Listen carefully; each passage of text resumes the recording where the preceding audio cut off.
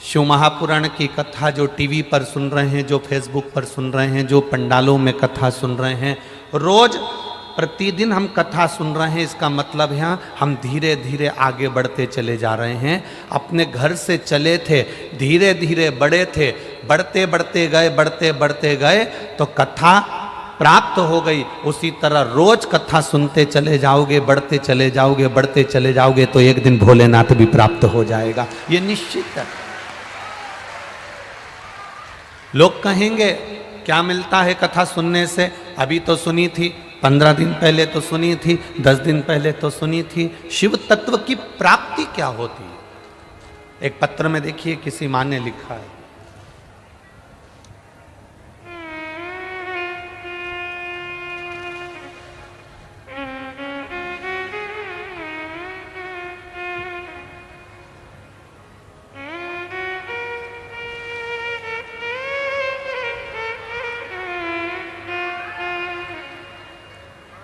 मैं लक्ष्मी सिन्हा, पति ब्रेश Sinha, Rajnandgaon Chhattisgarh, हमालपारा ward number 26 के हैं। कहीं बैठे हों तो हाथ हिलाइएगा।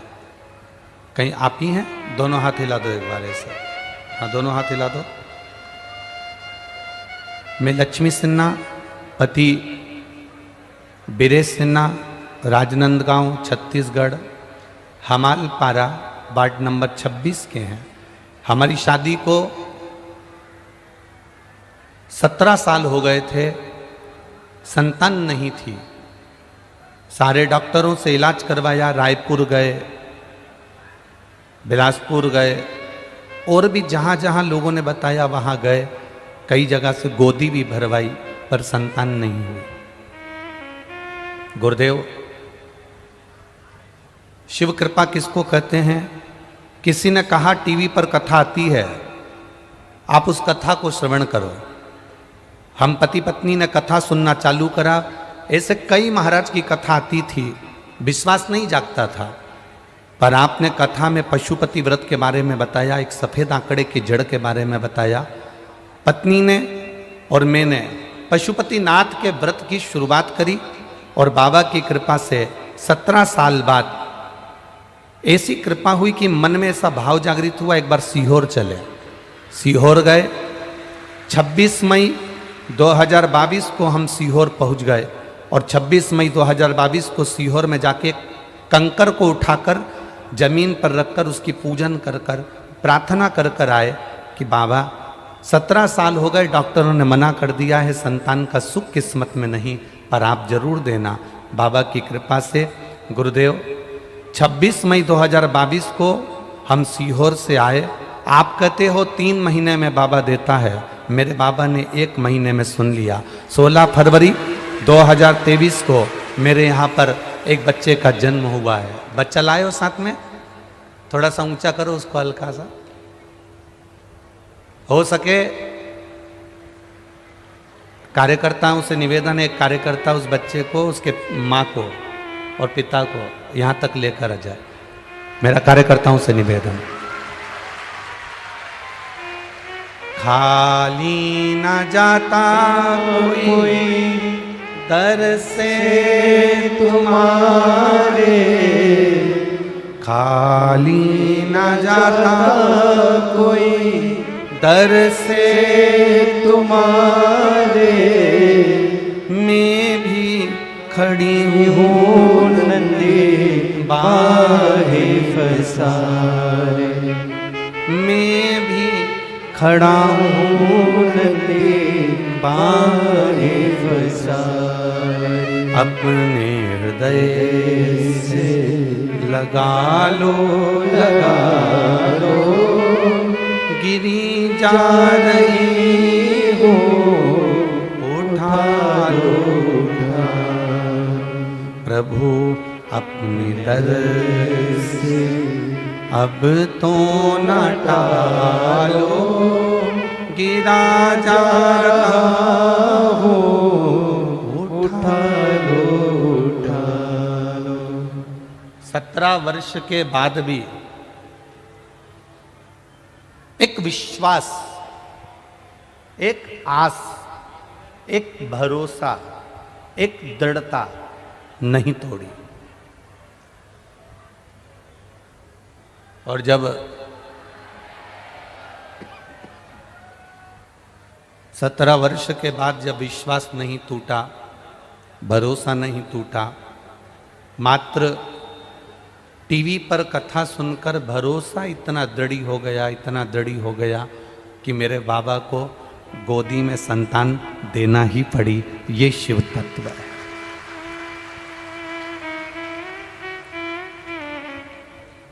अब करो भजन। कितनी दूर से चले आप, कितने दूर से अपने अपने घरों से चले, 50 kilometre, 30 kilometre, 40 kilometre, 100 kilometre, 80 kilometre, 17 kilometre चलते चलते चलते चलते चलते चलते कथा तक पहुंच गए। जब चलते चलते बढ़ते बढ़ते आप कथा तक पहुंच सकते हो तो ये निश्चित है कथा सुनते सुनते सुनते सुनते आप उस भोलेनाथ तक भी पहुंच सकते हो। ये निश्चित था,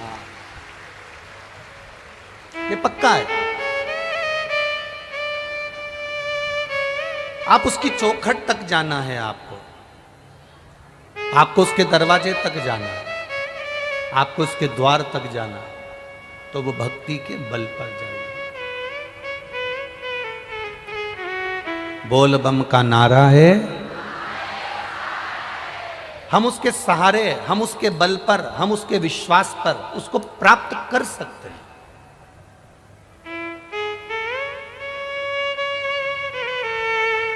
और जब हमारा भरोसा, हमारा विश्वास जब दृढ़ हो जाएगा तब परमात्मा अवश्य प्राप्त होगा, ये निश्चित। भरोसा जब दृढ़ हो गया, विश्वास जब पक्का हो गया, परमात्मा मिलेगा। मनुष्य में, जानवर में, पशु में, पक्षी में एक सबसे बड़ा अंतर है। पशु, पक्षी, जानवर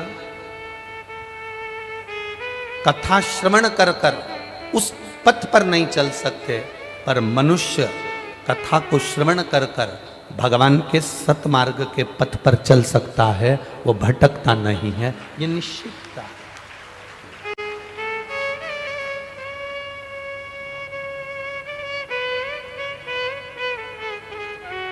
एक मानव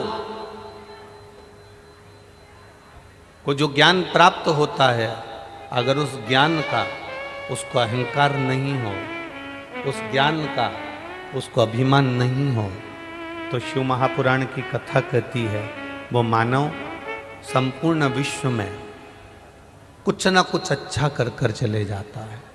पर जिसको अभिमान आ जावे, ज्ञान का अहम हो जावे, ज्ञान का अहंकार आ जावे, फिर वो परमात्मा को प्राप्त नहीं कर पाता है। एकांतेश्वर शिव महापुराण की कथा हमको यही बता रही है। एकांतेश्वर शंकर भगवान की कथा हमको ये कह रही है।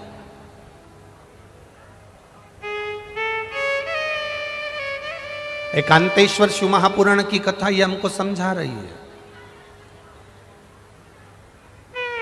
कि हमें भक्ति के बल को कैसे बढ़ाना, हमें भजन के बल को कैसे बढ़ाना।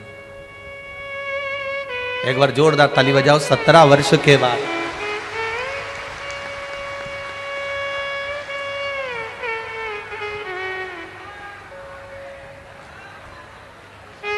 17 वर्ष के बाद देवादिदेव महादेव की कृपा से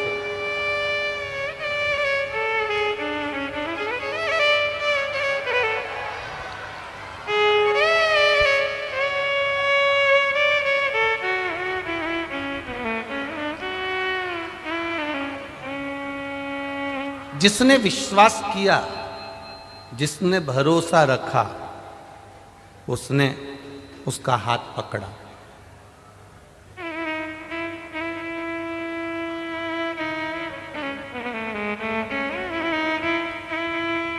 शिव कथा शंकर भगवान को चढ़ाया गया एक लोटा जल खाली नहीं जाता है। जिसने महादेव को एक लोटा जल चढ़ाया है, महादेव ने उसका जल चढ़ाने वाले हाथ को मेरे महादेव ने पकड़ लिया, और पकड़ लिया तो उसको पार लगा दिया।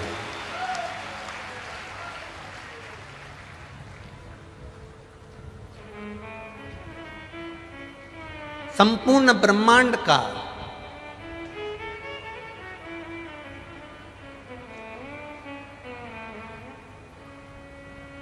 महाराज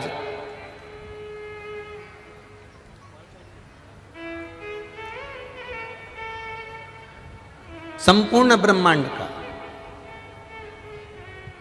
यदि कोई संचालन करने वाला है, संपूर्ण ब्रह्मांड को अपनी मंजिल तक पहुंचाने वाला है, संपूर्ण ब्रह्मांड में अगर कहीं भक्ति का बीज भी प्रकट करने वाला है, संपूर्ण ब्रह्मांड में अगर कुछ देने की सामर्थ्यता कोई रखने वाला है, शुरू से लेकर जीवन के अंत तक प्राप्ति का केंद्र बिंदु अगर कोई प्राप्त करना चाहता है तो वो केवल शिव है। शिव के सिवाय कुछ भी नहीं, केवल शिव।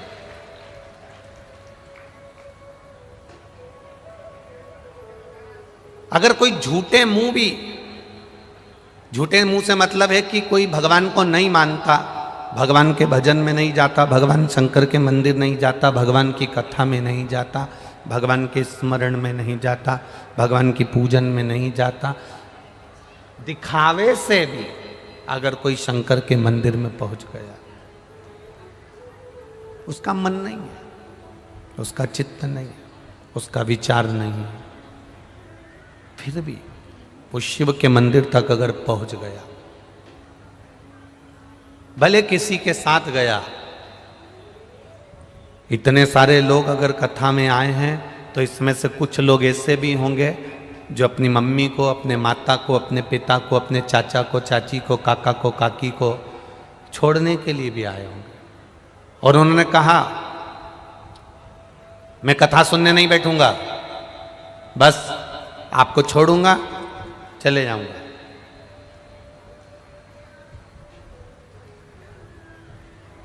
केवल आपको छोड़ूंगा और चले जाऊंगा। और घर के बच्चों ने जब कहा कि मैं आपको छोड़ूंगा और चले जाऊंगा, तो घर के लोगों को कह देना चाहिए ठीक है, तो हमको उसके दरवाजे तक छोड़ दे और फिर चले जा, मना नहीं है।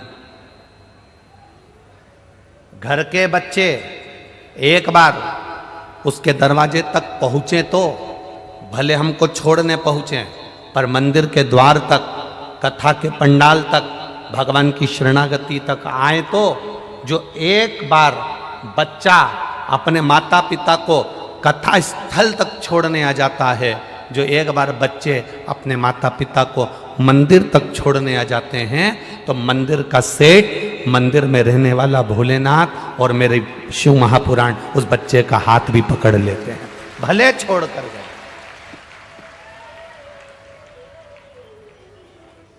भले वो छोड़ कर क्यों ना गया।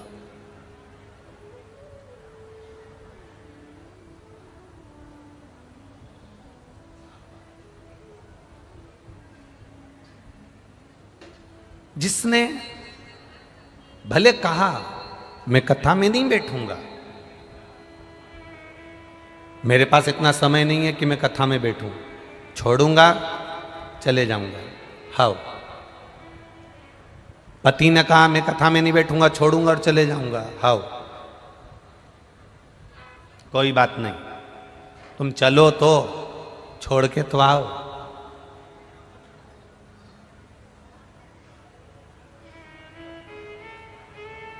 जमाई, जीजा जब अपनी पत्नी को मायके छोड़ने के लिए जाता है, भले वो दरवाजे पे से छोड़कर चले जाए, पर सम्मान तो मिलता है ना कि जीजा जी आए हैं, जीजा जी आए हैं, बहनोई आया है, पानी पिला दो। भले वो छोड़कर जा रहे हैं, उसने कहा मैं रुकूंगा नहीं, पर दरवाजे तक आए तो जमाई अपनी पत्नी को मायके छोड़ने के लिए आता है, भले अंदर प्रवेश करे ना करे, घर के अंदर आए ना आए, दरवाजे से भी अगर लौट कर जाएगा तो भी सास ससुर उसको तिलक करके 500 रुपये का लिफाफा कपड़े दे देते हैं, क्योंकि जमाई आया है। उसी तरह तुम्हारा बच्चा, तुम्हारा बेटा, तुम्हारी बेटी, तुम्हारे परिवार वाले भले अंदर आए ना आए, बाहर से भी अगर कथा में छोड़कर चले गए तो भी मेरा महादेव कुछ ना कुछ तो दे ही देता है। वो शिव है।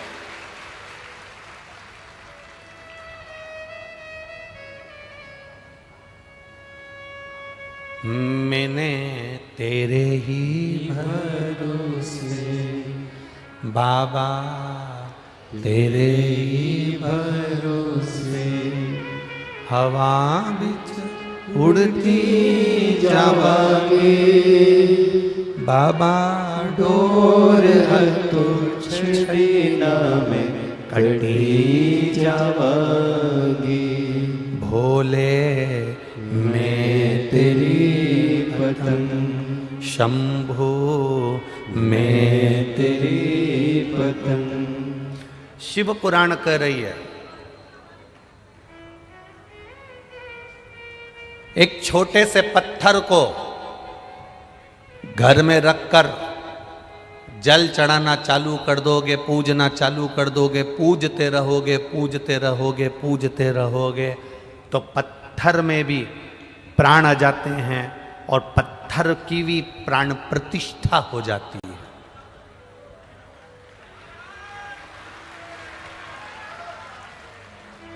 एक पत्थर को तुमने पूजना चालू करा, एक पत्थर को तुमने परमात्मा मान लिया, एक पत्थर को तुमने परमेश्वर मान लिया, एक पत्थर को तुमने पूजना चालू करा, तो पत्थर में प्राण आ जाते हैं और उसकी प्राण प्रतिष्ठा हो जाती है। मंदिरों में राम जी की मूर्ति, कृष्ण जी की मूर्ति, शंकर जी की मूर्ति, देवताओं की मूर्ति सब पत्थर की होती है, सब पत्थर की है। ब्राह्मण देवता, भूदेवता, विद्वत ब्राह्मण, संत, साधु, गुरुजन जब उस पत्थर की मूर्ति की पूजन करना चालू करते हैं, पत्थर की मूर्ति को जब प्राण देना चालू करते हैं, पत्थर की मूर्ति की जब पूजन चालू करते हैं, तो उसमें प्राण आ जाते हैं और उसकी प्राण प्रतिष्ठा हो जाती है। एक पत्थर को पूजना चालू करोगे, बार बार जल चढ़ाना चालू करोगे, बार बार उसके ऊपर बेलपत्र चढ़ाना चालू करोगे, बार बार आप उसकी पूजन करना चालू करोगे, तो पत्थर में प्राण आ जाते हैं, प्राण प्रतिष्ठा हो जाती है और आपकी मनोकामना पूर्ण होने लगती है। उसी तरह जब आप रोज रोज भगवान की कथा सुनते चले जाओगे, भले टीवी पर सुन रहे हो, भले फेसबुक यूट्यूब पर सुन रहे हो, भले मोबाइल पर सुन रहे हो, भले पंडाल में सुन रहे हो, बार बार भजन गाते चले जाओगे, बार बार पूजन करते चले जाओगे, बार बार कथा सुनते चले जाओगे, जितनी बार कथा सुनते चले जाओगे चले जाओगे चले जाओगे, उतना वो कथा, वो भजन की प्राण प्रतिष्ठा हो जाएगी और आपकी कामना पूर्ण हो जाएगी।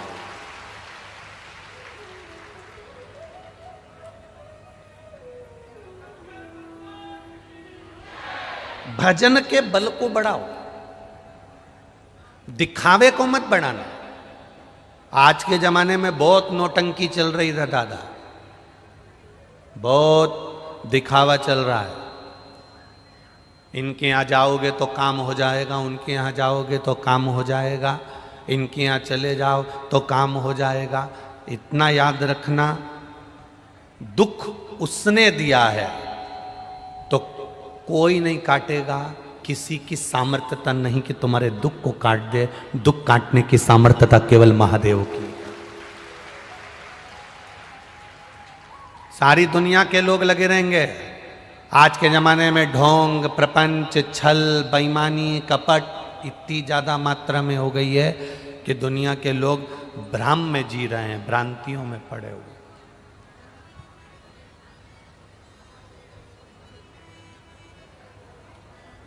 अपने कर्म पर विश्वास करना। आप चलकर यहां पहुंचे हो, आपने खुद कर्म किया है, अपने शरीर को कष्ट दिया, इसलिए शिवपुराण तक पहुंचे। कर्म पर विश्वास करना। दुकान पर बैठोगे, काम करोगे, मेहनत करोगे, फल जरूर मिलेगा। बैठकर भजन करोगे, भगवान जरूर मिलेगा। फैक्ट्री में नौकरी कर रहे हो, कर्म करोगे, तनख्वाह जरूर मिलेगी, जरूर।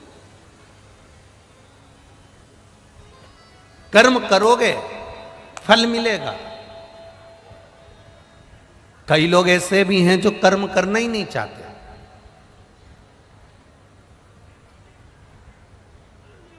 हमें काम ही नहीं करना।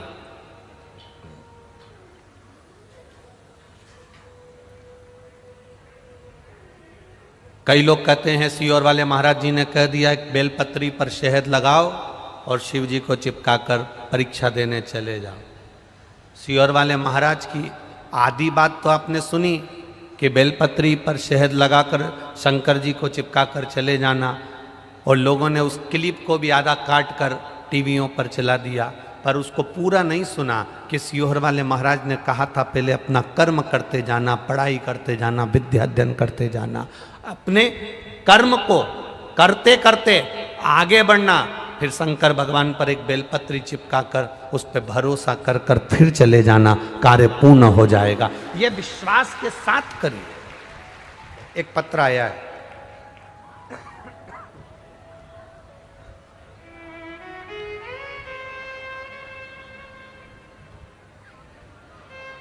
मेरा नाम नाश्ते की प्लेट है।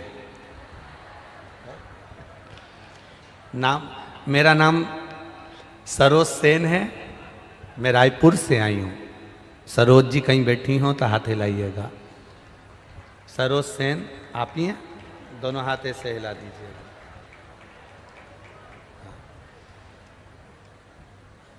मेरा नाम सरोज सेन है, ऐसा हाथ हिला दो एक बार। चैनल वालों को दिखा कि नहीं दिखा है? दिखे? मेरा नाम सरोज सेन है, मैं रायपुर से आई हूँ। गुरुजी, मैं रायपुर की कथा में भोलेनाथ जी से एक प्रार्थना कर कर गई थी।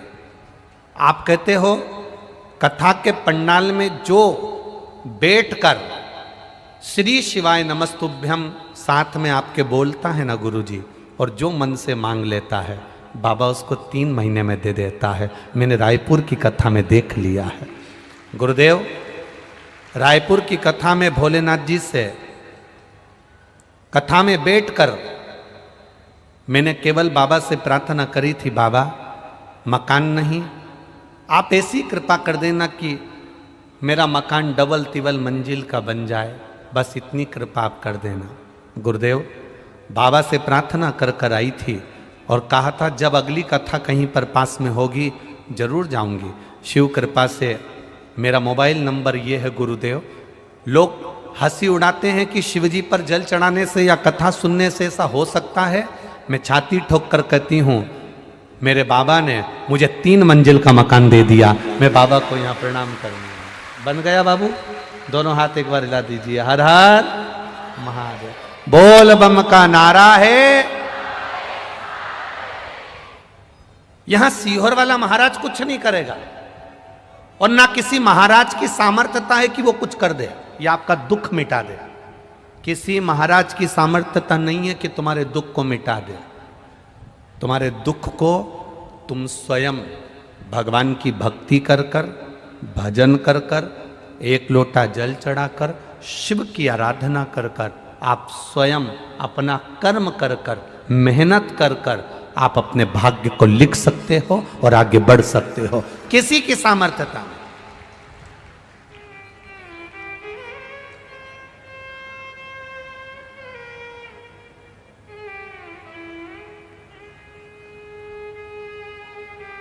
कौन की सामर्थ्यता हो? लिखने वाला वो है।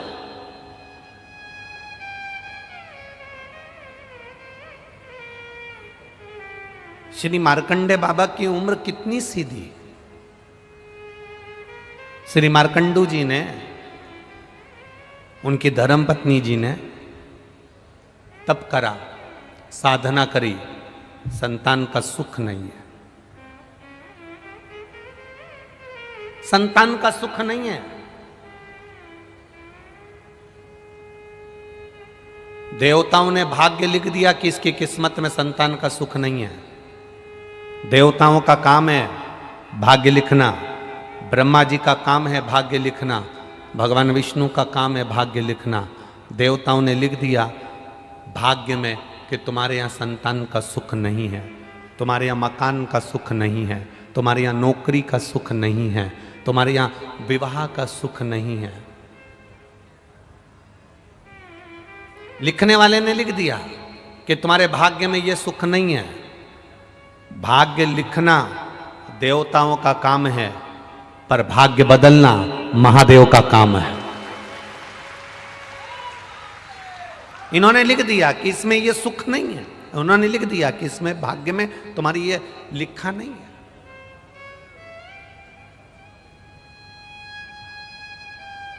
दुनिया में किसी की सामर्थ्यता नहीं कि तुम्हारा भाग्य लिख दे, तुम्हारा भाग्य बता दे। सामर्थ्यता केवल एक देवाधिदेव महादेव की है। इंसान को खुद को नहीं मालूम कि उसके साथ में अगला एक कदम बाद क्या होने वाला है।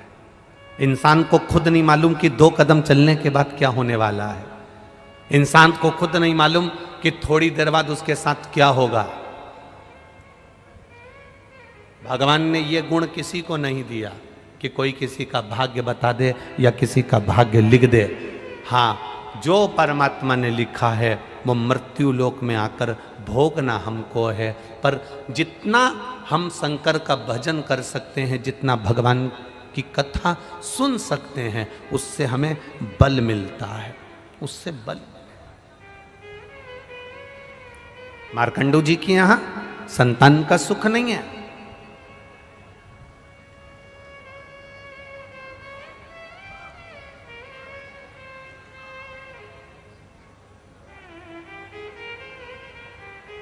ग्यारह जन्म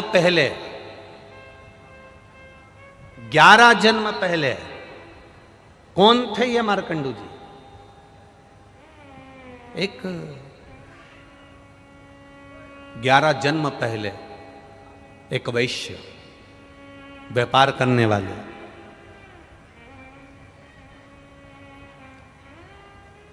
इनकी पत्नी के परिवार में से सब शांत हो गए थे। केवल एक अकेला घर में इनका एक साला बच गया था। जैसे धृतराष्ट्र के यहां भी एक साला बच गया था। कौन था वो? शकुनी मामा बच गया था। अब पूर्व में ये वैश्य थे, खूब अच्छा कर्म करा, कभी किसी का दिल नहीं दुखाया इन्होंने। दुकान तो करी, व्यापार तो करा, पर किसी का मन नहीं दुखाया। धीरे धीरे धीरे धीरे साले को दुकान में लगा लिया। साले से इन्होंने एक बात जरूर कही कि देखो किसी का मन नहीं दुखाना है। साले ने कहा जी जीजा जी, मैं किसी का मन नहीं दुखाऊंगा, व्यापार करूंगा, अच्छे से करूंगा। साला खुद की कमाई करने के लिए अनाज में कंकर मिलाने लगा, कंकर मट्टी मिलाने लगा। कंकर मट्टी के वजन के बराबर अनाज अलग कर लेता और उसको बेचकर खुद का पैसा बना लेता। अब कर्म की गति देखिए कितनी विचित्र है। कंकर मिट्टी अनाज में बिकने लगा। एक विधवा ब्राह्मणी रहती थी और उस विधवा ब्राह्मणी का 2 पुत्र थे और वो 2 पुत्र इस अनाज को खाए, पेट में उनके पत्थर जम गया, मिट्टी जम गई और वो दोनों पुत्र धीरे धीरे कर मर गए। ब्राह्मणी को मालूम पड़ा, वेदों ने बताया, औषधि देने वाले जितने भी वैदिक आए जिन्होंने वेद बताए कि तुम्हारे बच्चों के पेट में मिट्टी पत्थर जम गया इसलिए तुम्हारे बच्चे मर गए। विधवा को मालूम पड़ा कि उस सेठ जी के यहाँ से अनाज आता था, सेठ जी के यहाँ पहुंची और जाकर उस विधवा ने उस सेठ जी से कहा, सेठ जी आज मेरे बच्चे मेरे सामने अधोगति में मरे हैं, जब तुम्हारे बच्चे मरेंगे तब तुम्हें मालूम पड़ेगा। और एक जन्म में नहीं, कई जन्म में तुम्हारे बच्चों के साथ यही होगा। सेठ जी के घर में भी 2 लड़के थे, दोनों अधोगति में मर गए, सेठ जी के प्राण छूट गए। गलती करी केवल एक उस साले ने,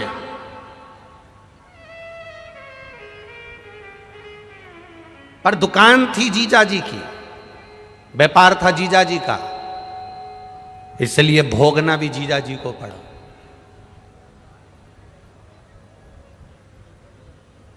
भोगना भी जीजा जी को पड़ा।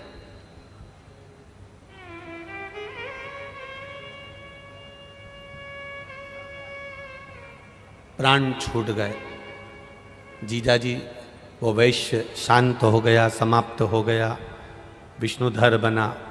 फिर धीरे धीरे धीरे धीरे 1 जन्म, 2 जन्म, 3 जन्म, 4 जन्म निकलते निकलते निकलते निकलते कई जन्मों के बाद में फिर मार्कंडू जी बने। संतान का सुख नहीं हुआ, इनके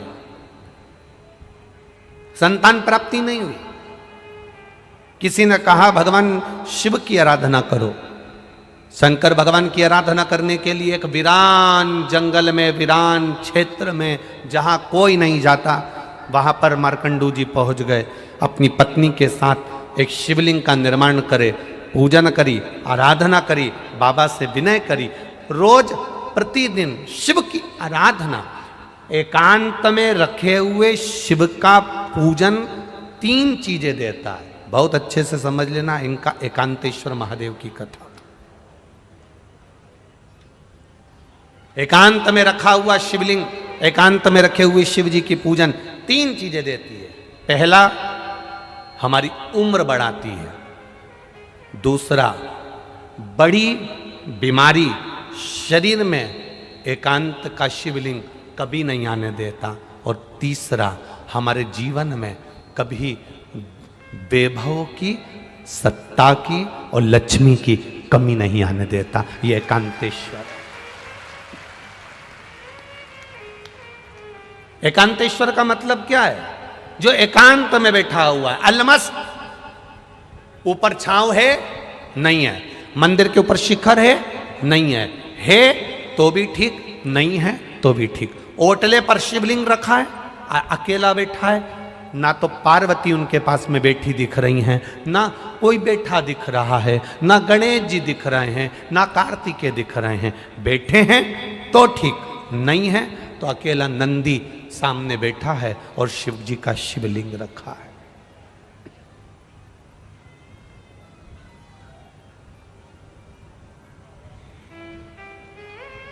अकेले।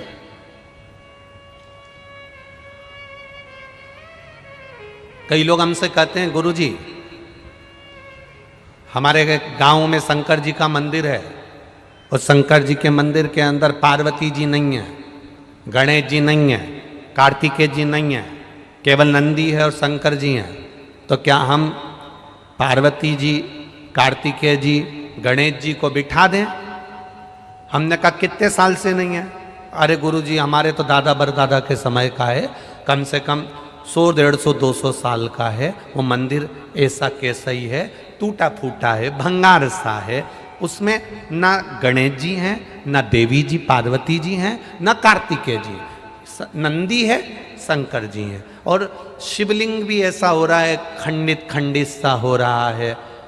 तो क्या हम वहाँ दूसरे देवी जी को, पार्वती जी को, गणेश जी को, कार्तिकेय जी को बिठा दें?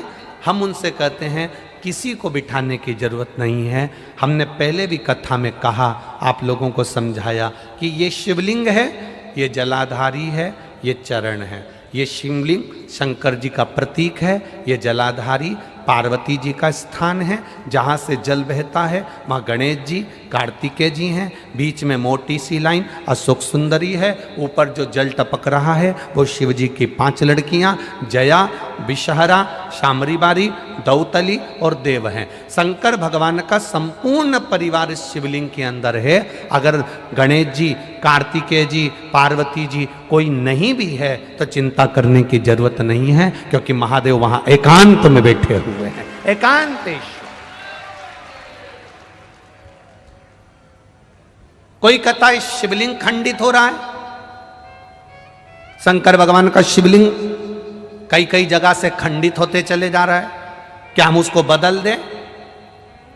बिजली महादेव मनाली में एक शंकर भगवान का ऐसा मंदिर है जिस पर बिजली गिरती है, शंकर जी के टुकड़े टुकड़े हो जाते हैं, मक्खन से उसको जोड़ा जाता है, वो भी तो खंडित होता है। खंडित हो भी गया, प्राचीन है, पुराना है, तो वो साधारण नहीं है, वो भी एकांतेश्वर।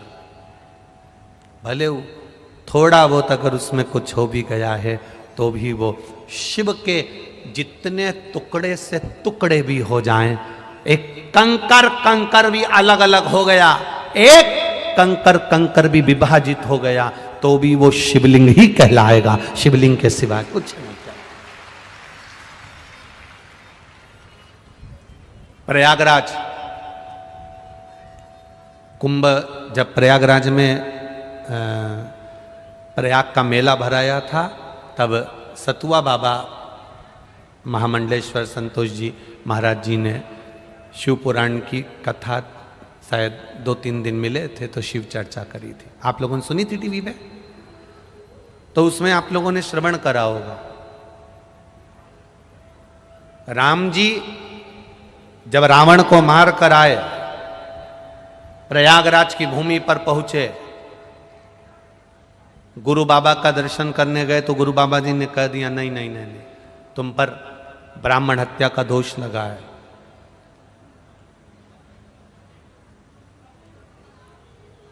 1 करोड़ शिवलिंग का निर्माण करोगे तब तुम ब्राह्मण की हत्या से मुक्त होगे।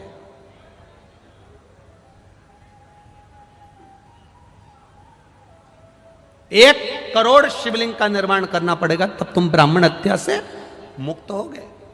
अब राम जी चिंता में पड़ गए कि 1 करोड़ शिवलिंग का निर्माण करने में तुम्हारी पूरी जिंदगी निकल जाएगी। एक एक शिवलिंग बनाऊंगा, 1 करोड़ शिवलिंग बनाने में पूरा जीवन निकल जाएगा। 1.25 करोड़, 1 करोड़ क्या करा जाए? तब मां गंगा जी से राम जी ने पूछा कि आप बताओ कि शिवलिंग का निर्माण कैसे करा जाए। तो गंगा जी के पास गए। गंगा जी ने कहा चिंता मत करो राम जी, आप गंगा के तट की बालू रेत का शिवलिंग बना लो। उस बालू रेत में छोटे छोटे छोटे छोटे इतने कण होते हैं, मिट्टी का शिवलिंग बना लो। मिट्टी में इतने कण होते हैं, इतने कण होते हैं, मिट्टी में छोटे छोटे ढेर कण हो, बालू में छोटे छोटे ढेर कण।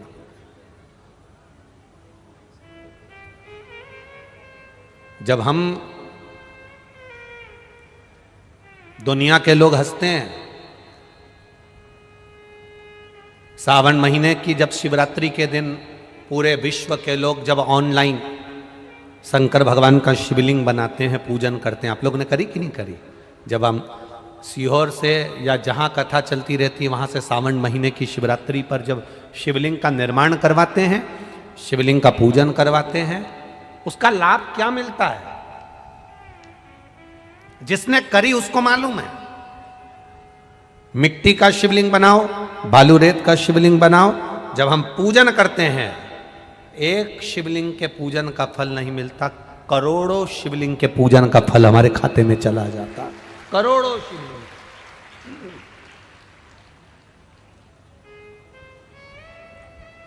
राम जी से कहा कि आप करोड़ों शिवलिंग का निर्माण करो तब तुम ये ब्राह्मण की हत्या से छूटोगे। राम जी ने गंगा जी के कहने पर एक शिवलिंग बालू रेत का बना लिया, उसमें छोटे छोटे जितने जितने कण थे शिव जी को प्राप्त हो।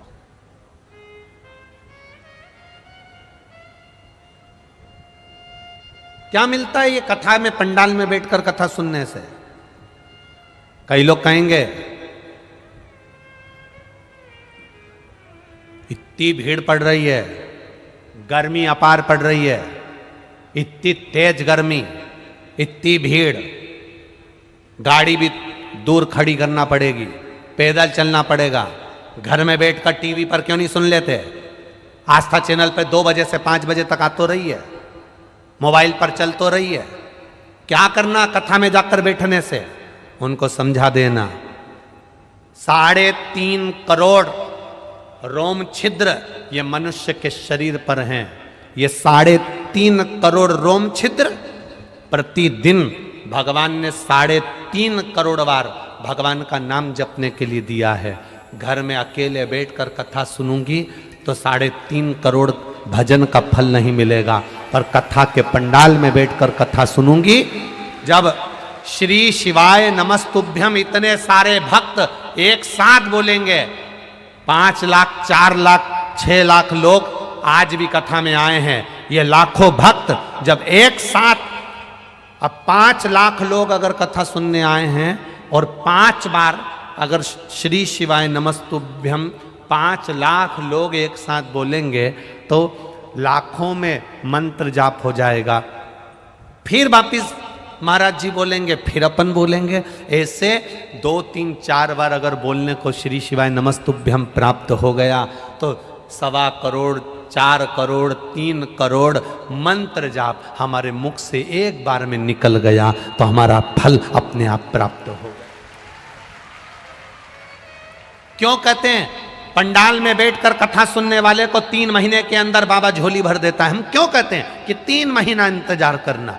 जो लोग बिस्कुट खिला रहे हैं, पानी पिला रहे हैं, किसी को पोहा खिला रहे हैं, आपने अपने तिजोरी के खजाने खोले हैं, अगर इन शंकर के भक्तों के लिए कोई पानी, कोई शरबत, कोई चाय, कोई नाश्ता, कोई भोजन, कोई पूड़ी। आज सुबह की बात है, किसी का सीहोर फोन गया होगा, कोई बिमला प्रजापति करके कोई महिला, उनका फोन गया कि हम बहुत बड़ा भंडारा नहीं कर सकते, तो हम को अगर शंकर जी के भक्त की सेवा करना हो तो क्या करना चाहिए? तो वहाँ से हमसे पूछा गया तो हमने कहा उनसे कह दो, एक महिला पुरुष जो पंडाल में रह रहा है, जो कथा सुनने दूर से आया है, अपने घर से तुम जो रोटी बनाओगी, पूड़ी बनाओगी, तुम्हारे लिए भोजन बनाओगी, उसमें 3-4 रोटी ज़्यादा बन जाती होगी, वो रोटी अचार के साथ लेकर आ जाना और किसी को खिलाकर चले जाना, भंडारे जैसा ही सुख मिलेगा। जरूरी नहीं कि आप 4 लाख लोगों को भोजन कराओगे तो भंडारे का सुख मिलेगा, 50,000 आदमी को पानी पिलाओगे तो भंडारे का सुख मिलेगा। अपने साथ में एक पानी की बोतल ज्यादा लेकर आओ, जिससे उठकर जाना नहीं पड़े, किसी को हमारे बीच में आना नहीं पड़े, कोई पानी बांटने वाला हमारे बीच में आएगा तो हमारी कथा छूट जाएगी। एक पानी की बोतल ज्यादा लेकर चलो, किसी को प्यास लगे अपनी पानी की बोतल में से बैसाख के महीने में उसको पानी पिला देना, पूरी जिंदगी भर पुण्यता का फल प्राप्त हो जाए। जरूरी नहीं कि हम बहुत बड़ा मंदिर बनाएंगे तो हमारा नाम होगा। मंदिर बड़ा बनाने से नाम नहीं होता। जो भगवान के मंदिर नहीं जाता, जो भगवान की चौखट तक नहीं जाता, जो कभी कथा तक नहीं जाता, जो कभी एक लोटा जल नहीं चढ़ाता, बड़ा मंदिर बनाने से ज्यादा जरूरी है किसी को मंदिर तक पहुंचा देना और उसका मन में मंदिर का प्रवेश करा देना। ढेर मंदिर बन गए, ढेर सारे मंदिरों का निर्माण हुआ। शिव महापुराण की कथा जब चालू नहीं हुई थी तो आप छत्तीसगढ़ वालों ने भी देखा होगा, इतने मंदिर थे, इतने मंदिर थे, इतने मंदिर थे, कोई मंदिर ही नहीं जाता था, घंटी तक नहीं बजाता था। पंडित जी अकेले घंटी बजाते, उसके बाद में आरती उतारते, आरती उतार कर फिर पंडित जी वापस घंटी बजाते। ये स्थिति मंदिरों की थी। आज के समय में शिव महापुराण की कथा सुनते सुनते सुनते सुनते लोगों के मन में जो भाव जगा, अब पंडित अकेले घर मंदिर में नहीं रहते, अब भक्त भी मंदिर के अंदर रहते हैं। मंदिर तो ढेर बन गए, मंदिर बनते चले गए, हमारी कॉलोनी में मंदिर, हमारी सोसाइटी में मंदिर, हमारी जगह पे मंदिर, मंदिर तो बन गए पर भक्त नहीं बन पाए थे, वो भक्त कम होते चले गए थे। शिव महापुराण ने उन्हीं भक्तों को केवल मंदिर तक पहुंचाने का कार्य किया है। शिव पुराण ने उन्हें मंदिर तक भेज दिया है। जरूरी नहीं कि आप मंदिर बनाओगे तो आपका नाम होगा, आप किसी के हृदय में भी तो मंदिर बना दो। क्यों? भिलाई में कथा चल रही है, तो कथा में गई थी कभी? अपनी पड़ोसन से कह सकती है, क्यों भिलाई में कथा चल रही है, तू नहीं गई कभी कथा में? अरे बहुत भीड़ होती है, अरे मेरा तो मन ही नहीं करता। तो भीड़ में कौन जा रही है? थोड़ा दूर जाके बैठ जाओ, थोड़ा दूर जाकर बैठ जाओ। पंखा ऊपर लटका है, ये देखो ऊपर लटके कि नहीं लटके? लटका है। अरे बोलो तो जम के। हवा कहाँ आ रही है? नीचे। कोई जरूरी है कि तुम पंखड़ी से लटको तभी हवा मिलेगी? अरे बोलो तो जम के। कोई जरूरी है कूलर चल रहा है तो कूलर की हवा सब दूर जाएगी? कोई जरूरी है कि कूलर से चिपको? लाइट हेलोजन वहां जल रही है, उजाला सब दूर आ रहा है, कोई जरूरी है कि तुझे और उजाला चाहिए तो तू हेलोजन से चिपक? नहीं। थोड़े दूर भी पंखे से होगे तो हवा मिलेगी, थोड़ी दूर भी कूलर से होगे तो हवा मिलेगी, थोड़ी दूर भी हेलोजन और लाइट से होगे तो उजाला मिलेगा, थोड़ी दूर भी कथा के पंडाल से रहोगे तो भी शिव मिलेगा। ये निश्चित है। जरूरी नहीं कि तुम, बहुत जरूरी है कि मैं घुस के बैठूंगी चाहे कुछ भी हो जाए, जरूरी है। आज तो कथा का पहला दिन है, अभी तुम 7 दिन देखना तो सही। ये जजमान पांडे जी और ये विनोद जी, ये अभी तुम देखना, इनको रोज के नहीं 25 फोन आए तो गारंटी है। और पांडे जी के छोरे बेटे हूँ, उनको भी पूछना, हमको आगे नहीं बिठा सकते? हम तो तुम्हारे पहचान वाले हैं, हम तो तुम्हारे रिश्तेदार, और हम तो तुम्हारा पार्टी का ही आदमी, तो तुम हमको आगे नहीं बिठा सकते, तुम हमको आगे नहीं बिठा सकते। तो इनसे भी निवेदन है, कह देना अरियो जी जियो,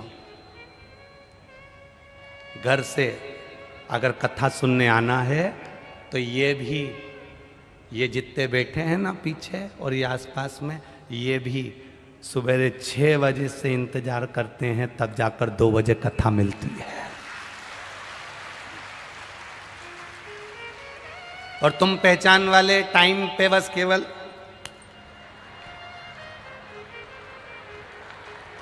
और पोत पुता के और बढ़िया साड़ी वाड़ी पहन के पुतली बाई बन के, और के तुम हमें नहीं जानते, तो तुमको जान के करेंगे क्या?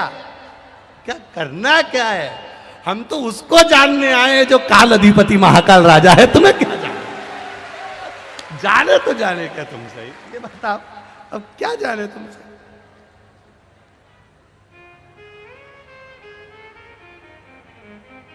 फिर उसने कह दिया बाद में देख लूंगी तेरे को, तो रुक जा।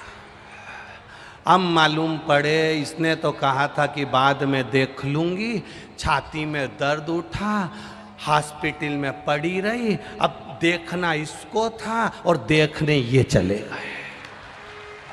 आप करोगे क्या? इसलिए भगवान का भजन करने में जो नमस्तुभ्यं श्री शिवाय, नमस्तुभ्यं श्री शिवाय, नमस्तुभ्यं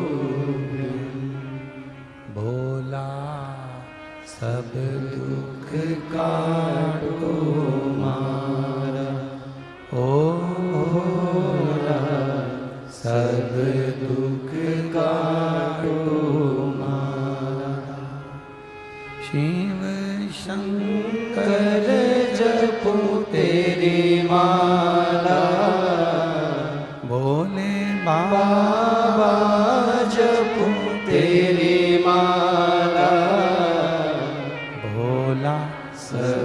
दुख काटो मारा, ओ भोला सब दुख काटो मारा। वेश है मंगल मंगलकारी, वेश है मंगलकारी, शमशान वासी हमारा, शमशान वासी हमारा। ओ भोला सब दुख काटो मारा, ओ भोला सब दुख काटो मारा। दिल से बाबा से कही गई प्रार्थना स्वीकार करते हैं। शिव कथा कह रही है,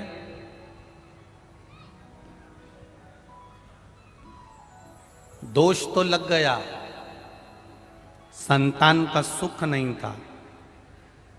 मार्कंडू बाबा ने अपनी धर्म पत्नी के साथ एकांत में शिव का पूजन किया।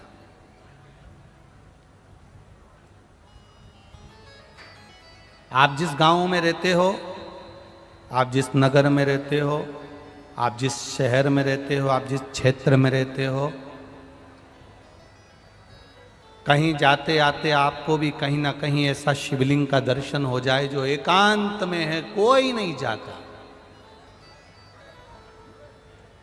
एकांत। 3 चीजें प्रदान करता है वो एकांत का शिवलिंग। एक तो आयु बढ़ाता है, रोग से मुक्ति देता है, वैभव देता है।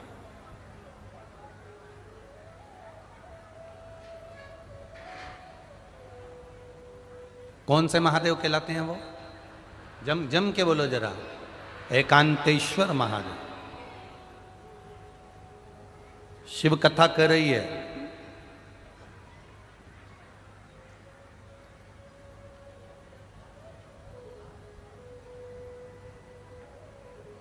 ऐसे एकांत का जो शिवलिंग होता है, एकांत में कहीं भगवान शंकर विराजमान होते हैं, वहां कुछ देर बैठेंगे।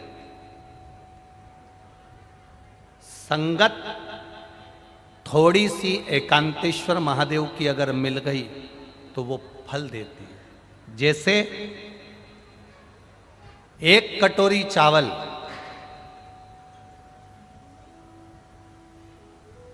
और उस चावल ने अगर पानी का संग कर लिया, अग्नि का संग कर लिया, चावल पानी से जुड़ गया और पानी ने कहा चल मैं तुझे अग्नि का संग करा देता हूं, उसी चावल ने पानी के साथ मिलकर अग्नि का संग कर लिया।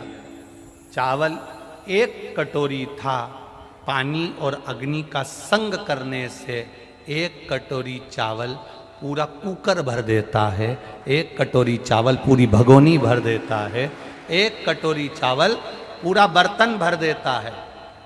चावल 1 कटोरी था, पर पानी का संग मिला, अग्नि का संग मिला तो पूरा कुकर भरा गया, पूरा बर्तन भरा गया। उसी तरह एकांतेश्वर महादेव का जब संग इस संसारिक मनुष्य को प्राप्त होता है तो वो भी खाली झोली भर ही देता है, वो एकांतेश्वर महादेव।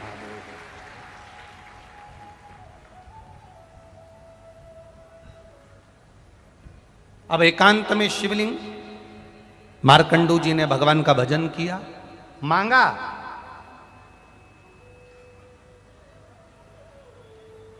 एक पत्र आया है,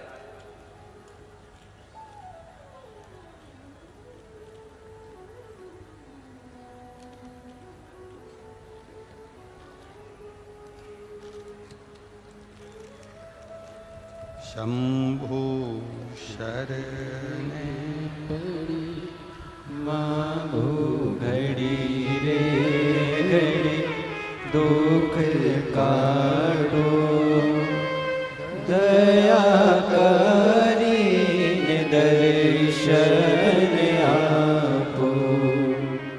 शंभु शरण पड़ी मांगो घड़ी रे घड़ी, दुख काटो दया करीने दर्शन आपो। प्रदीप शर्मा, रायपुर बजरंग नगर आमापारा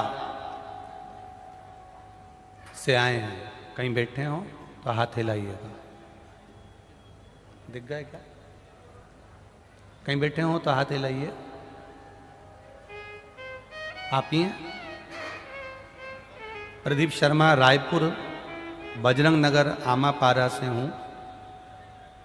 गुरुजी, एक लोटे जल का क्या महत्व है?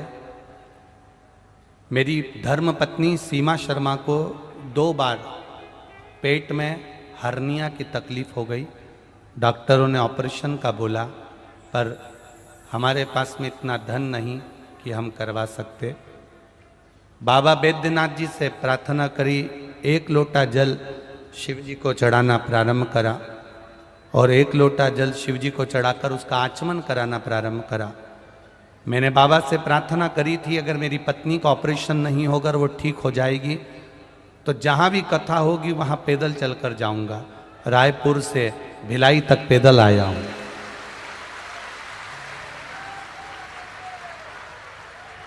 आ जाओ, दौड़ के आ जाओ। एक बार जोरदार ताली बजाओ।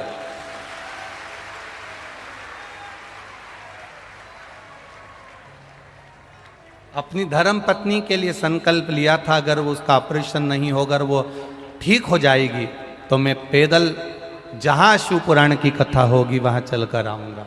बाबा देवादिदेव महादेव। खाली न जाता कोई दर से तुम्हारे, खाली न जाता कोई दर से तुम्हारे, मैं भी खड़ा हूँ नंदी बाहें पसारे, अपने हृदय से लगा लो लगा लो, गिरा जा रहा हो उठा लो उठा लो, प्रभु अपने दर से अब तो न टालो, गिरा जा रहा हो उठा। लो उठा लो। एक बार जोरदार ताली बजाएं भाव के साथ।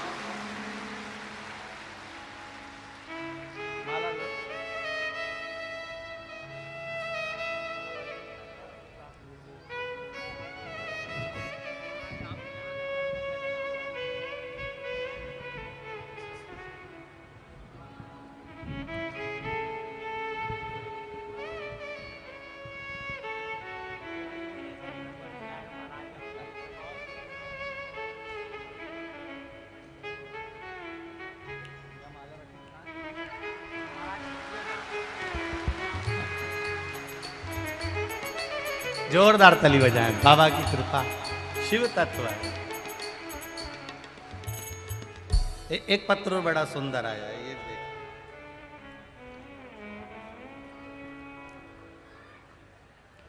मेरा नाम निर्मला पांडे है। मेरे पति का नाम श्री नंद कुमार पांडे है। मैं भिलाई सेक्टर 5 की निवासी हूँ। पांडे परिवार की ओर से आपको नमन है। 1 लोटे जल का क्या महत्व है गुरुदेव? हम भिलाई वालों से पूछो, हम दिल से बता सकते हैं। मेरे बाबा ने हर कार्य में सफलता दी है गुरुदेव। लोगों को बीपी की बीमारी होती है, शुगर की बीमारी होती है, हमको शिव पुराण की बीमारी हो गई है। गुरुदेव,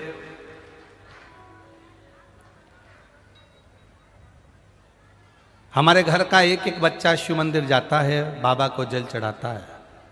गुरुदेव, मेरी तबीयत खराब हो गई, मेरे पति मुझे अस्पताल लेकर गए, जहां मेरी सारी जांचें हुई। मेरी रिपोर्ट मुंबई भेजी गई और इस रिपोर्ट को जब मुंबई में भेजा तो बच्चेदानी में एक बड़ी सी गठान थी। जो गठान ठीक नहीं थी, उस गठान की जांच हुई तो बताया कि ये आगे चलकर तकलीफ दे जाएगी। कहीं बैठी हो श्रीमती निर्मला पांडे, कहीं बैठी हो तो हाथ हिलाइएगा। दिख गई क्या? हाँ, एक बार हाथ हिला दीजिए निर्मला जी। ठीक ठीक है, दिख गए दिख गए। मेरे पति मुझे हॉस्पिटल लेकर गए और हॉस्पिटल से वो गांठ की जांच के लिए मुंबई लेकर गए। मुंबई में जांच कराई तो वो बच्चादानी में गांठ थी, बहुत बड़ी थी, जो ठीक नहीं थी, बड़ी बीमारी का योग था। गुरुदेव, डॉक्टरों ने 15 दिन के ऑपरेशन का समय दे दिया। हम लोग मुंबई से वापस भिलाई आ गए और 15 दिन ऑपरेशन का इंतजार करने लगे। तब किसी ने कहा मेरे पास में सीहोर का रुद्राक्ष रखा है, उस रुद्राक्ष को तांबे के लोटे में गलाओ, शिव जी को जल चढ़ाओ, उस पानी को पीना चालू करो। सीहोर का रुद्राक्ष है, उसको पानी में गला लो, जल चढ़ा दो। हमने हंसी में कह दिया ऐसा रुद्राक्ष तो सब कहते रहते हैं कि सीहोर का है, हम कैसे मान लें? आप विश्वास मानो, ये वही रुद्राक्ष है, असर वही करेगा, अगर ना करे तो समझ लेना कि सीहोर का नहीं है। हमने तांबे के लोटे में जल में गलाया, शिव जी को चढ़ाया पानी। 15 दिन का ऑपरेशन का डॉक्टर ने समय दिया था। हमने टिकट करा लिए और तैयारी कर ली और हमने जल चढ़ाकर उसको पिलाना चालू करा, एक बेलपत्री खिलाना चालू करा। बाबा की कृपा से 15वें दिन हम मुंबई हॉस्पिटल में फिर वापिस जांच के लिए और ऑपरेशन के लिए पहुंचे। दूसरी बार जब जांच प्रारंभ हुई, बाबा की कृपा से सारी रिपोर्ट नॉर्मल हो गई और गठान गायब हो गई। उसकी सारी जांचें हम फाइल भेज रहे हैं, उस फाइल में गठान की पूरी जांचें लगी हुई हैं। जो पहले जांच में बताया गया था कि गांठ है बच्चेदानी में, और दूसरी बार उसमें से जांच गायब हो चुकी है। दोनों रिपोर्टें लगाई गई है, दोनों जांच की अलग अलग। ये शिव तत्व है महाराज। ये ओक घड़ी, बैठिए बहन, बैठिए। शिव कृपा,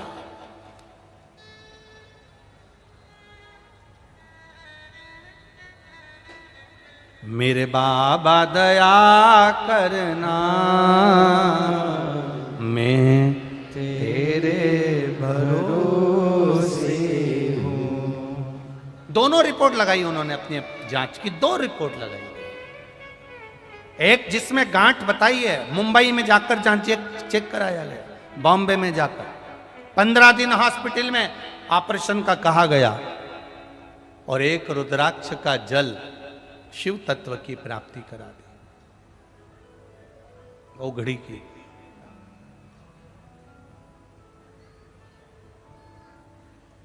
शिव कथा कह रही है, विश्वास के साथ मांगा गया, विश्वास के साथ किया गया भजन खाली नहीं जाए। प्रतिदिन शिव मंदिर तक अगर आप जा रहे हो, प्रतिदिन देवाधिदेव महादेव के शिवालय तक आप जा रहे हो, प्रतिदिन 1 लोटा जल शिव को चढ़ा रहे हो, ये मत सोचना कि महादेव तुमको अभी की अभी दे देंगे। हो सकता है फाइल थोड़ी सी मोटी हो तो काटने में समय लग रहा होगा, पर खाली नहीं रखेगा, झोली भरकर जरूर भेजेगा, ये निश्चित है, निश्चित। इतने लाखों की संख्या में आप इस ग्राउंड के अंदर आए हो,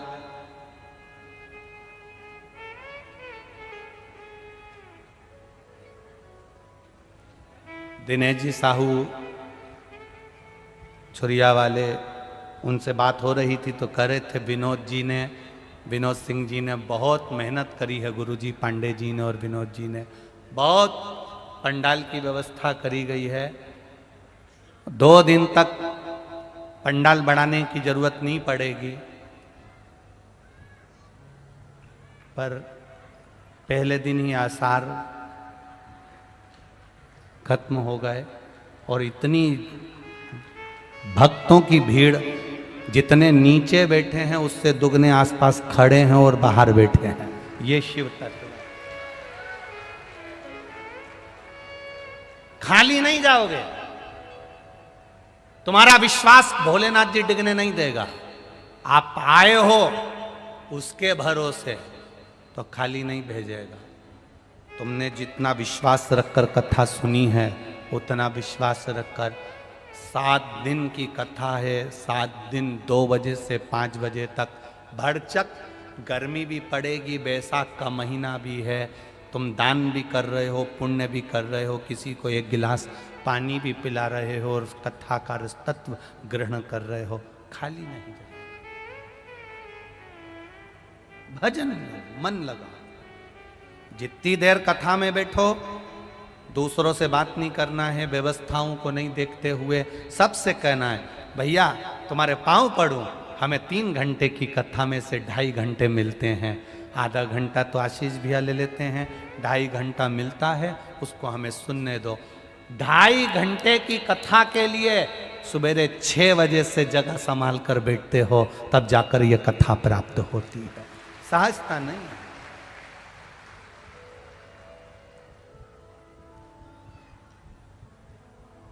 भजन में चित्त लगाओ, जितनी देर बैठो उतनी देर तुम्हारे मुख पर श्री शिवाय नमस्ते, जितनी देर बैठो उतनी देर तुम्हारे मुख पर भगवान का भजन। मार्कंडू जी ने एकांत में शिव जी का पूजन करा, शंकर भगवान प्रकट हो गए, प्रसन्न हो गए।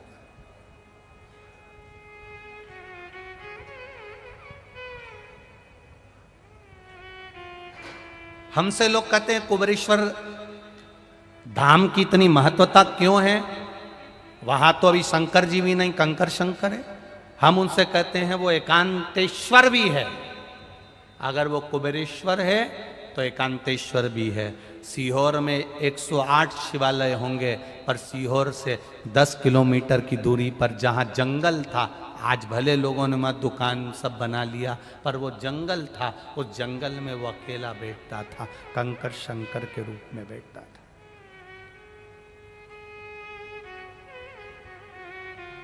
एकांतेश्वर है।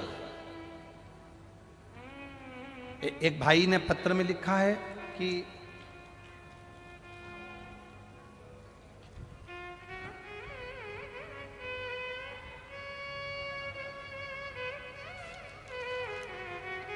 मेरा नाम सरिता अवस्थी है, मैं महासमुंद जिले के पिथौरा से हूँ, मेरा मोबाइल नंबर ये है, कहीं बैठी हो तो हाथ हिलाइएगा। मेरा नाम सरिता अवस्थी है, कहीं बैठी हो तो हाथ हिलाइएगा। सरिता अवस्थी, कहीं बैठी हो तो हाथ हिलाइएगा। मेरा नाम सरिता अवस्थी है, मैं महासमुंद जिले के पिथौरा से हूं, मेरा मोबाइल नंबर ये है। गुरुदेव 32 साल से सोराइसिस की बीमारी थी, हर प्रकार की दवाई करवाई, डॉक्टर बोलते थे कि यह कभी ठीक नहीं होगी। शरीर में से खुजाल चलना, पोपड़े निकलना, शरीर में से खाल सूख कर झड़ती थी। सोराइसिस की 32 साल से बीमारी थी। गुरुदेव सारे डॉक्टरों का इलाज पूरे भारत की भूमि पर दिल्ली, मुंबई, पुणे तक पहुंच गए, पर सोराइसिस का कोई इलाज नहीं। सब कहते हैं ये मरते दम तक रहती है, शरीर में खुजाल चलती है, पपड़ी निकलती रहती है और खुजालते रहो। सारी दवाइयां करी, आराम नहीं लगा। गुरुदेव सोराइसिस की बीमारी बढ़ती चली गई, ठीक नहीं हो पा रहे थे। लोग हमको हीन भावना से देखते थे, क्योंकि दिन भर खुजाल चलती थी, उसमें से खाल निकलती रहती थी, झड़ती रहती थी। जहां जाओ लोग दूर बैठते थे हमसे। बाबा आपने शंकर जी के पास में बैठना सिखा दिया। आप कहते हो सारी समस्या का हल 1 लोटा जल होता है। हमने टीवी के माध्यम से सुना था, 1 लोटा जल चढ़ाना प्रारंभ करा, जल लेकर आते, पीते और पूरे शरीर पर लगा लेते। गुरुदेव लोग हंसते, सब लोग ताना भी देते, क्या होगा, इतनी बीमारी बेकार है, मरते दम तक पीछा नहीं छूटेगा। और बाबा की कृपा से गुरुदेव वो चढ़ा हुआ जल शरीर पे लगा लगा कर पूरी बीमारी ठीक कर ली, और आज दवाई की भी जरूरत नहीं और मेरा पूरा शरीर ठीक है। मैं कथा के पंडाल में बैठी, ये शिव तत्व, ये उघड़ी है। आपका किया विश्वास, आपका किया गया भरोसा टूटेगा नहीं। आयो आप बहुत दूर दूर से आयो, दिल से सुनना। एकांतेश्वर महादेव की कथा मिली है आपको।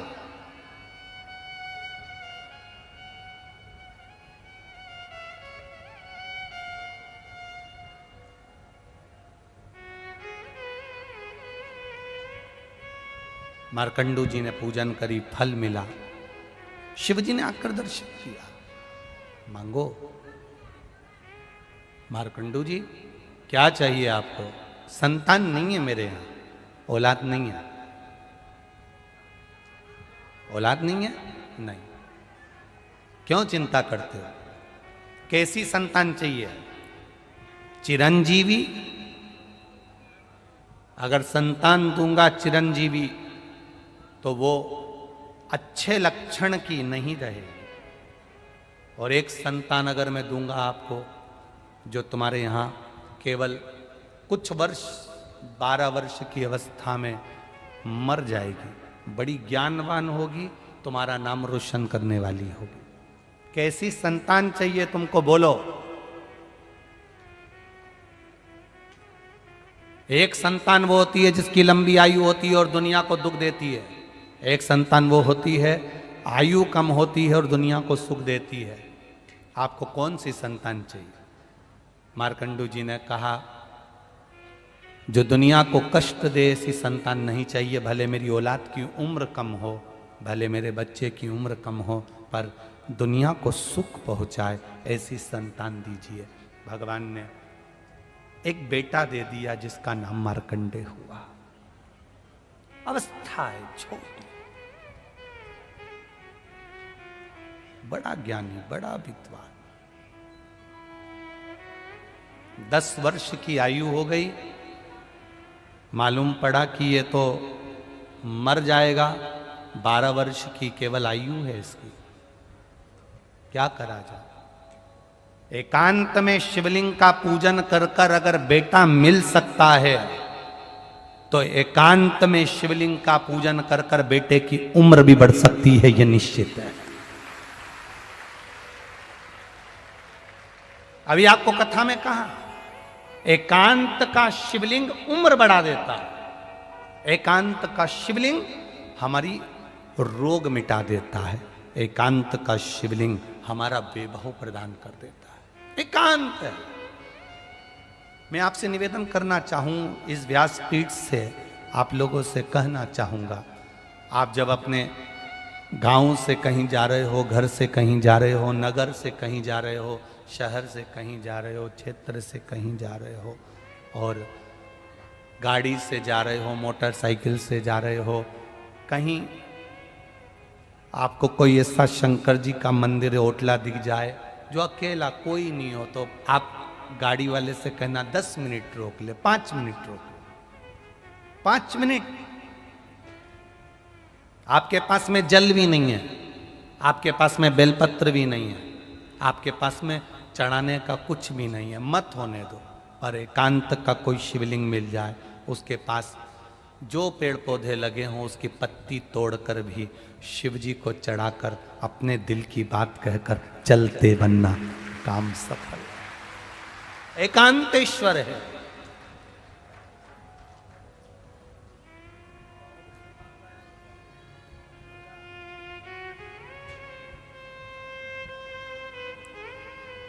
क्या देगा मेरा महादेव ये नहीं मालूम, पर इतना जरूर है वो अपने बच्चों को, अपने भक्तों को दुखी नहीं देखता। अगर अपने भक्तों को दुखी देखता होता, लगभग 1 बजे कथा का समय रहता है, 4 बजे तक, कहीं 2 बजे कथा का समय रहता है, 5 बजे तक। पर आपने टीवी पर जितनी बार भी कथा सुनी होगी, हमने हर बार कहा है, जहाँ जहाँ कथा होती है भोलेनाथ अपने हाथ की कृपा की छाँव कर लेता है। 1 बजे से 4 बजे हो, चाहे 2 बजे से 5 बजे हो, बच्चों को धूप भी नहीं लगने देता। धूप आती है, थोड़ी देर रहती है, फिर जाती है, फिर आती है, फिर जाती है, फिर आती है, फिर जाती है। और ये एक कथा में नहीं, कई कथाओं से लगातार बाबा की कुछ कृपा करुणा ही ऐसी है कि वो अपनी छत्र छाया बनाकर कथा सुनवाता है। कितना पंडाल लगाएंगे? ये यजमान परिवार पांडे जी हो, विनोद जी हो, या अभी महाराष्ट्र में एक दिन के लिए कथा करने नंदुरबार गए, वहाँ रघुवंशी जी हो, कितना पंडाल लगाएंगे? उज्जैन की कथा चाहे बिटले सेवा समिति हो, कितना लगाएंगे? लगाने वाले लगाते जाएंगे, लगाते जाएंगे, लगाते जाएंगे, भक्त बढ़ते चले जाते हैं। जैसी चिंता विनोद जी पांडे जी को है कि कहाँ बैठेंगे, कहाँ पंडाल लगाना है और कितना बढ़ाना है, ऐसी चिंता मेरे महादेव को रहती है कि कोई आया है, खड़ा है, धूप पड़ रही है, आएगा, छाँव करेगा, चले जाएगा। लोगों को लग नहीं पाएगा कि कब आया और कब चलेगा, कब आता है, कब जाता है। आप अपनी कथा में मस्त रहो, आप अपनी भक्ति में मस्त रहो, वो आएगा जाएगा मालूम ही नहीं पड़ता। आपकी चित्त वृत्ति परमात्मा में लगी होना चाहिए। अगर एकांत का शिवलिंग मेरे घर में बुढ़ापे में संतान दे सकता है, मार्कंडू जी वृद्ध हो चले थे तब तक उनकी यहां औलाद नहीं थी। एक भाई ने 17 साल का लिखा है, एक भाई ने लिखा मेरे यहां बच्चा होने का तो योग ही डॉक्टर ने मना कर दिया था।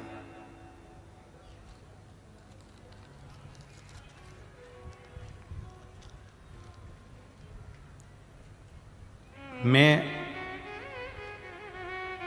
समरी देवांगना, पति राजेंद्र देवांगना, तुलसीपुर निवासी हूं। मेरा मोबाइल नंबर ये है। कहीं बैठे हैं आप ही हैं?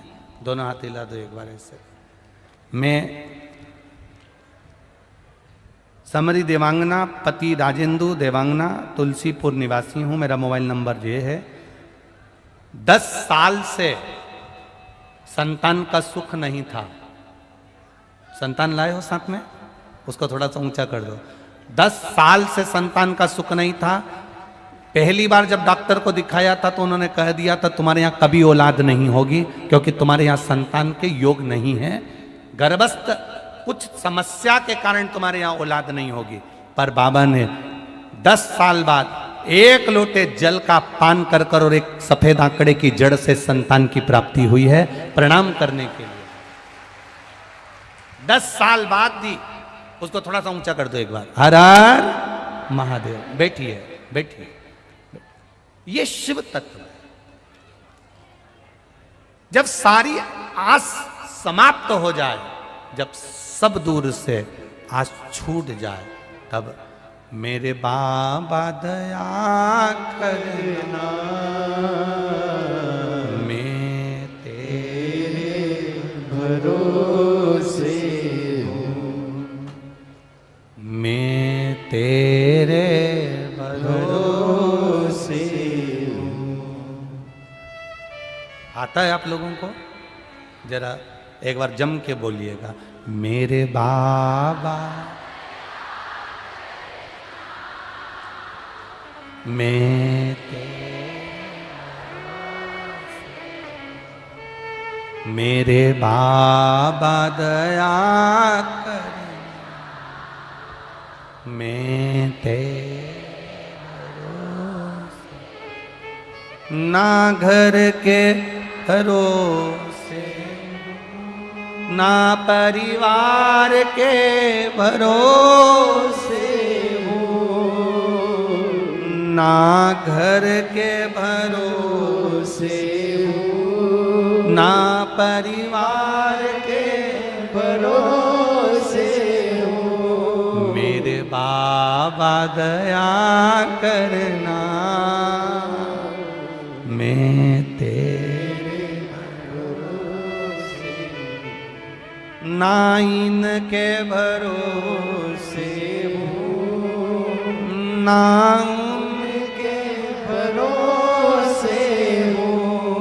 ना इनके भरोसे हूँ, ना उनके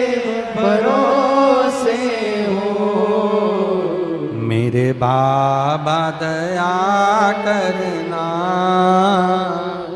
मैं तेरे भरोसे हूँ। मेरे बाबा दया करना, मैं तेरे भरोसे हूँ। हम उसके सहारे जी, हम उसके बल पर जी। जब आप ये प्रार्थना करो ना, दिल से करा करो, मैं तेरे, आपको ऐसा महसूस होगा आपके पास में कोई घूम रहा है, वो सुन रहा है जिसको आप सुनाना चाहते हो, वो देख रहा है जिसको आप दिखाना चाहते हो, वो कर रहा है, पूरी व्यवस्था वो कर रहा है। महाराज मार्कंडे जी 10 वर्ष के हो गए, पिता मार्कंडू जी ने कह दिया अब ये मरने वाला है, माता पिता के सामने मरेगा तो अच्छा नहीं लगेगा।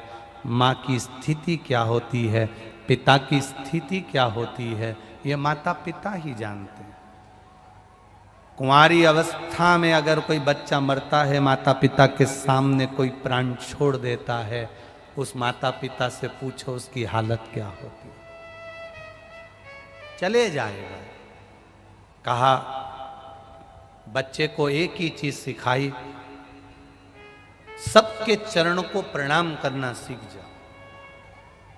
जब सबके चरणों को प्रणाम करना सीख जाओगे तो अपनी जिंदगी अपने आप सार्थक हो जाएगी। क्या मिलता है प्रणाम करने से, क्या मिलता है नमन करने से, क्या मिलता है? भगवान के चरणों को प्रणाम करो, माता पिता के चरणों को प्रणाम करो, घर के बड़ों को प्रणाम करो, घर के बुजुर्गों को प्रणाम करो। घर के ही नहीं, बाहर का कोई मिल जाए उसको भी नमन करिए। श्री शिवाय नमस्तुभ्यम कहते हुए, प्रणाम करते हुए चलिए। क्या मिलेगा? अगर कुछ नहीं मिलेगा तो मुख से आशीर्वाद तो दे देगा। प्रणाम, कोई नीचे झुककर तुम्हें प्रणाम कर रहा है, कितना भी बेर हो, कितना भी विवाद हो, प्रणाम करने वाले को कोई गाली नहीं देता।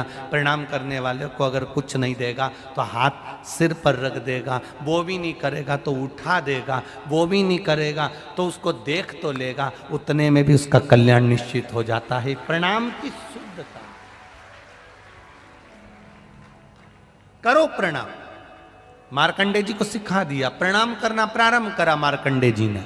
जो मिले उसको नमन, जो मिले उसको प्रणाम। एक बार देवऋषि नारद आ रहे थे, मार्कंडे जी ने उनको देख लिया। देखते से ही उन्होंने कहा श्रीमन नारायण।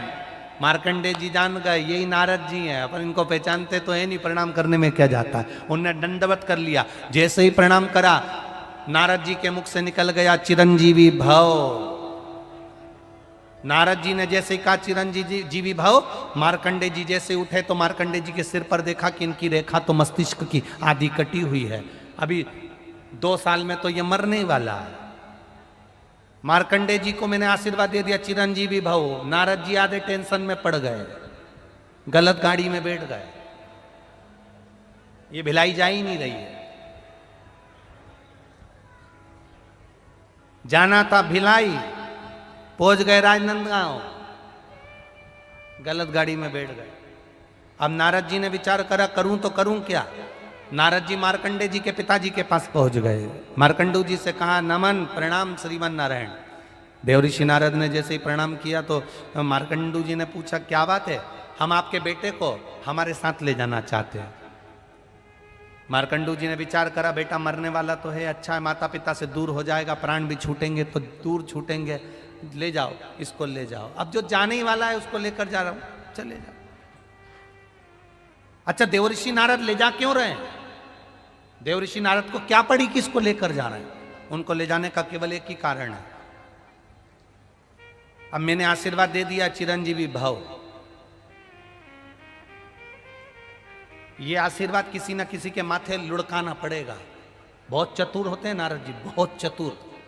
अब ये इनको ले गए देवऋषि नारद मार्कंडे जी को। सबसे पहले पहुंच गए देवताओं के पास, सारे देवताओं के पास गए। अब इनकी तो आदत में थी मार्कंडे जी के दंडवत करना। इन्होंने जितने देवताओं के यहाँ जाए वहीं झुक के दंडवत कर दें। देवता इतने खुश, चिरंजीवी भव, चिरंजीवी भव। देव ऋषि नारद इतने खुश, गाड़ी चेंज। अब अपनी गाड़ी में ये है ही नहीं, अब तो ये दूसरे की गाड़ी में बैठ गए। देव ऋषि नारद इनको इंद्र के पास ले गए। इंद्र ने आशीर्वाद दे दिया, चिरंजीवी भव। देव ऋषि नारद बोले, बहुत बढ़िया महाराज, क्या कहने तुम्हारे, 2 साल में मरने वाला। इंद्र ने नारद जी के चरण पकड़ लिए, तुम्हारे पांव पड़ूं, आशीर्वाद मेरा गड़बड़ हो गया, कुछ मेरे ऊपर कृपा कर दो।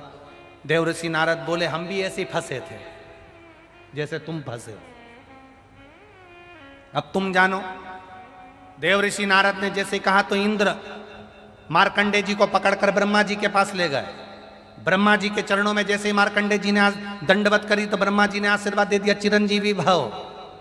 इंद्र बोले, अब हम जा रहे हैं। ब्रह्मा जी ने पूछा, क्यों? ये बच्चा 2 साल में मरने वाला है, हम गलत गाड़ी में बैठ गए थे, अब तुम निपटो। अब ब्रह्मा जी चिंता में पड़ गए, हम ही ने तो भाग्य लिखा है इसका कि ये 12 साल में मर जाएगा, केवल 2 साल बचे थे, अब तो 1.5 बच्चे घूमते फिरते यहां आया है और हमें उलझा दिया इंद्र ने, क्या करें? ब्रह्मा जी उनको पकड़ के ले गए भगवान विष्णु के पास में। जो मार्कंडे जी ने देखा भगवान विष्णु और लक्ष्मी को, दंडवत कर ली। जैसे ही दंडवत करी, भगवान के चरण लक्ष्मी जी दबा रही थी, इतनी खुश हो गई, उन्होंने भी कह दिया, चिरंजीवी भव। इतने में भगवान विष्णु की दृष्टि गई कि लक्ष्मी मेरा पांव छोड़कर किसको आशीर्वाद दे रही है। जो भगवान विष्णु ने देखा तो कोई बच्चा दंडवत कर रहा था, प्रणाम कर रहा था। भगवान विष्णु ने कह दिया, चिरंजीवी भव। ब्रह्मा जी बोले, अब हम जा रहे हैं। भगवान विष्णु बोले, कहां जा रहे हैं? कि हमारी आफत तुमने ले ली। क्या हुआ? भगवान विष्णु ने पूछा तो ब्रह्मा जी बोले, इसकी लेखनी में लिखा है ये मर जाएगा 12 साल में, 1.5 साल बचे हैं। भगवान विष्णु ने लक्ष्मी जी से कहा, तू हर किसी को आशीर्वाद दे देती रही है। लक्ष्मी जी बोली, मेरे से गलती हो गई थी, तुमने काहे को गलती करी? तुम तो चतुर थे, तुम्हारा नाम चतुर नारायण है, फिर काहे को आशीर्वाद दिया? भगवान विष्णु ने मन में सोचा, अब क्या करे। भगवान विष्णु बोले, सारे देवताओं के लिखे को पलटने वाला तो केवल एक ही है, और वो देव अधिदेव महादेव है। भगवान विष्णु ने मार्कंडे जी का हाथ पकड़ा, जंगल में ले जाकर बिठा दिया। जंगल में ले जाकर बिठाकर कहा कि यहां पर एक शिवलिंग लेकर स्थापना कर ले, पूजन करना प्रारंभ कर दे।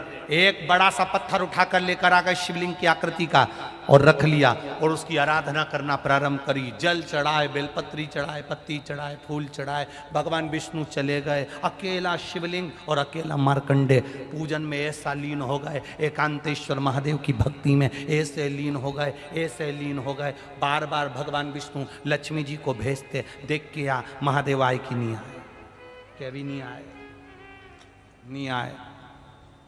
मरने में केवल 2 दिन बाकी थे। यमराज ने अपनी सेना तैयार करी, मरने में 2 दिन बाकी थे। 2 दिन पूरे हो चले, 2 घंटे बाकी थे, 2 घंटे पूरे हो चले, 2 मिनट बाकी थे, 2 मिनट पूरे हो चले और शंकर भगवान का शिवलिंग मार्कंडे जी पकड़े थे। 2 सेकंड में यमदूत नीचे आ रहे थे यमराज के साथ। इतनी देर में महादेव प्रकट होकर कहते हैं, मेरा बच्चा कहीं नहीं जा सकता, चिरंजीवी एकांतेश्वर महादेव वहां प्रकट।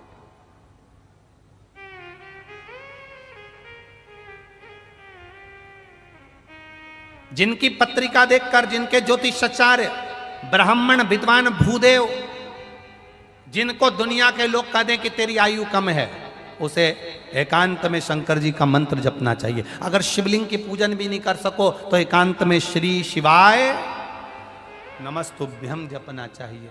वो भी ना बन सके तो नमः शिवाय जपना चाहिए।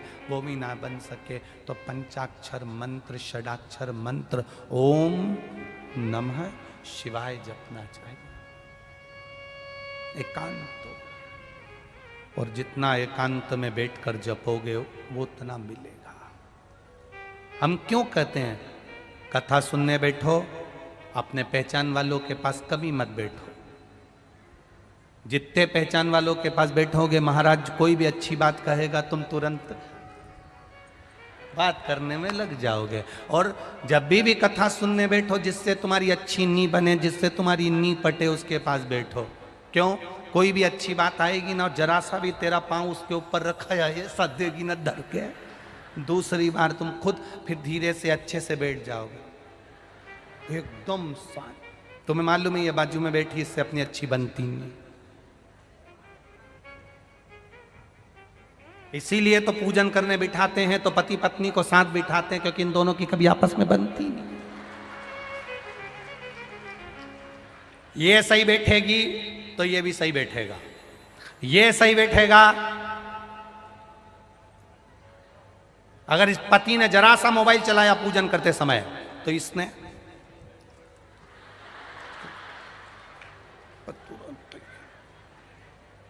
और इसका ध्यान कहीं गया, आधा किलो दूध लिया, झाड़ू लगाते लगाते वहां तक लिया, इतने में पति ने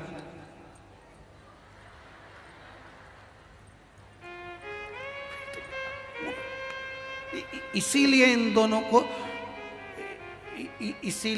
दोनों को बिल्कुल साथ में बिठाते, इंडिया और पाकिस्तान को एक साथ दोनों को बिठा, दोनों इनका साझ। अच्छा भगवान की बड़ी कृपा है पति पत्नी पर भी, ये आपस में प्रेम रहे तो इतना रहे इतना रहे इतना रहे कि एक पानी पूरी को आधा आधा खा ले, इतना प्रेम है। और आपस में प्रेम नी रहे तब देखो इन्हें पिज्जा भी अलग अलग चाहिए, कुछ प्रेम वाली बात है।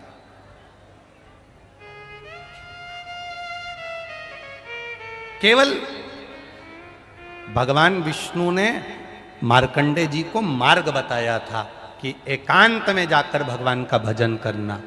ये शिव महापुराण की कथा जो भिलाई में हो रही है और आप लोग आस्था चैनल पर सुन रहे हो 2 बजे से 5 बजे तक, सबको सूचना कर दो कि एकांत में पूजन करने का क्या फल होता है। मालूम पड़ना चाहिए कि भगवान विष्णु ने मार्ग बताया था मार्कंडे जी को, तो मार्कंडे जी उस मार्ग पर चले तो उनकी उम्र बढ़ गई। जो शिव महापुराण के बताए हुए मार्ग पर चलता है उसकी भी जिंदगी सफल हो जाती है। ये शिव, इसको शिव तत्व।